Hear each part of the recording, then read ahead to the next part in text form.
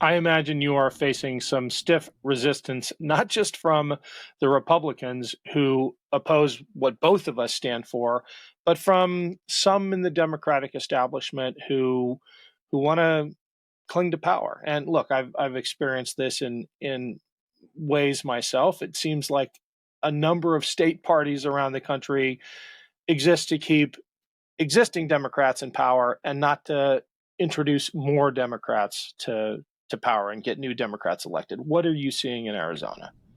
Yeah, there is a culture of selection over election. And it's true that a whole lot of folks in the Democratic establishment and party are afraid of primary elections, which are an essential function for getting the best candidates in the room, for giving people an opportunity to get engaged outside of presidential elections, and bringing in new talent to this party. And so when I decided to get into this race, I had about 7 days after my member of Congress passed away to decide if I was even going to get into this. We had about 100 days total in the run.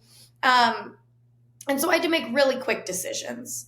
But the biggest question I had to ask myself, and now in terms of my experience, I've worked behind the scenes of campaigns, but I had to ask myself, can I, in good faith, continue to work behind the scenes or in front of the camera if we don't give people a candidate that they can get excited about, that they can see themselves in, that they can feel hopeful about, right?